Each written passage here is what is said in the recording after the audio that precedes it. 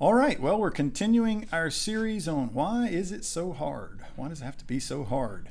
And today's sermon was why do bad things happen to good people?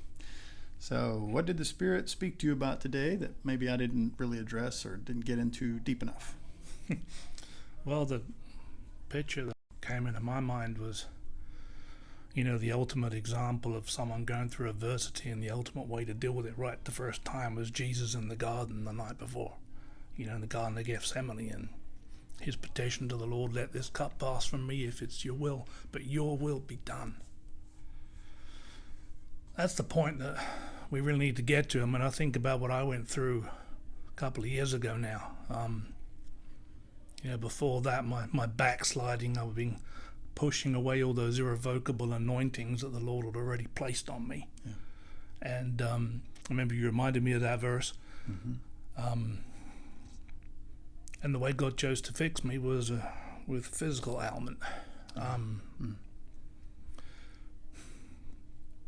Physical limitations, daily chronic pain. I was really asking the questions, why did you do this to me? Why do I have to deal with this? Is this temporary? Is it permanent? Etc., etc. But overall, why?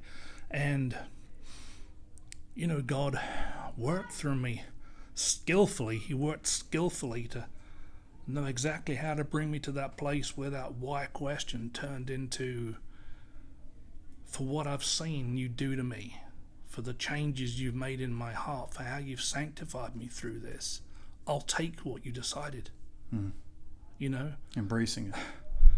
It sounds stupid to say, but if you said to me today, I could rewind time and take this away so you could run and play with your kid again and not feel so much pain, I'd say no.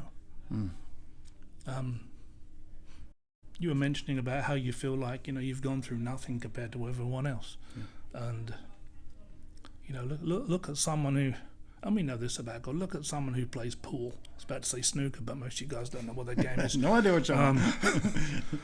To be a successful pool player, you've got to be able to hit that cue ball exactly right to travel in the exact right direction with spin, backspin, topspin, all this cool stuff, to hit the ball you want to hit and get it right in the pocket where you want to get it. Yeah. That's what God does with us. He knows exactly what he needs to do to sanctify you. No mistakes. To sanctify me, to sanctify everybody else. And that's what we've got to rely on. Your will be done. Amen. Suffering really should drive us to worship, which is what you've just described. And you hit on something that, boy, it's so obvious now. I don't even know if you meant to say it, but Jesus in the garden was preparing for suffering. So, wow. Rather than always dwelling on the past or even the present, if we recognize God's got great things in my future and I want to be ready for them. And Jesus certainly was. His prayers in the garden prepared him for the suffering that he expected. Wow. That's great. But great insight there, Russ. And, we would never choose, and you kind of alluded to that. If you could go back and not know what you know now, you would never choose the path. You would choose any other path, it would seem.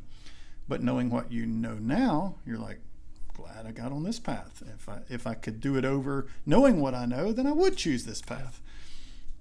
So ultimately, as we go through life, we're just discovering the perspectives that God already has and the understanding that he already has, and he loves revealing it to us. Yeah. So I wish it wasn't so hard for me, for you, for everybody. But that's life, and trusting God in the midst of our suffering is the route to take. Yeah. So share more. Maybe you shared some last week about things you've been through, hurts from your past, but the whole series about the hardness of life. So share some more about your struggles, your trials, your pains, and how you've learned to trust God in the middle of those things. And pray for one another, pray for yourself, prepare for what's coming. If we survive long enough, all of us are going to face some things that we've never faced before, and it's going to be harder than anything we've ever seen. Amen. It's just the nature of human existence. So let's be ready. Trust God in the middle of our valleys. Thank you, Russ. Thank you.